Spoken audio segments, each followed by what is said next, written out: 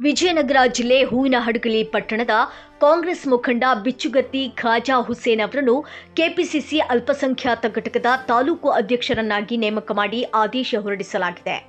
ಪಕ್ಷ ಸಂಘಟನೆಯನ್ನು ಮತ್ತಷ್ಟು ಬಲಪಡಿಸುವುದು, ಅಲ್ಪಸಂಖ್ಯಾತ ಸಮುದಾಯದ ಸಮಸ್ಯೆಗಳಿಗೆ ಸ್ಪಂದಿಸುವುದು ಹಾಗೂ ಕಾಂಗ್ರೆಸ್ ಪಕ್ಷದ ತತ್ವ ಸಿದ್ಧಾಂತಗಳನ್ನು ಜನರಿಗೆ ತಲುಪಿಸುವಂತಹ ನಿಟ್ಟಿನಲ್ಲಿ ಸಕ್ರಿಯವಾಗಿ ಕಾರ್ಯನಿರ್ವಹಿಸುವಂತೆ ನೇಮಕಾತಿ ಆದೇಶದಲ್ಲಿ ಸೂಚಿಸಲಾಗಿದೆ.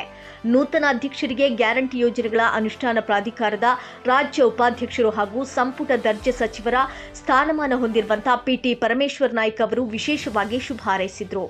ಇದೇ ವೇಳೆ ಬ್ಲಾಕ್ ಕಾಂಗ್ರೆಸ್ ಅಧ್ಯಕ್ಷರಾದ ಅಟವಾಳಗಿ ಕೊಟ್ರೇಶ, ಕಾಲ್ವಿ ಹನುಮಂತಪ್ಪ, ವಿಜಯನಗರ ಜಿಲ್ಲಾ ಉಪಾಧ್ಯಕ್ಷ ಗೌಸ್ ಮೊಹಿದ್ದೀನ್, ಆರ್ಎಸ್ಎಸ್ ನಿರ್ದೇಶಕ ಎನ್ ಇರ್ಫಾನ್, ಎಂ ಜೈರುದ್ದೀನ್, ಪ್ರಚಾರ ಸಮಿತಿ ಅಧ್ಯಕ್ಷ ಸೋಗಿ ಹಾಲೇಶ ಸೇರಿದಂತೆ ಹಲವು ನಾಯಕರು ಹಾಗೂ ಕಾರ್ಯಕರ್ತರು ಬಿಚ್ಚುಗತ್ತಿ ಖಾಜಾ ಹುಸೇನ್ ಅವರಿಗೆ ಅಭಿನಂದನೆ ಸಲ್ಲಿಸಿದ್ದಾರೆ.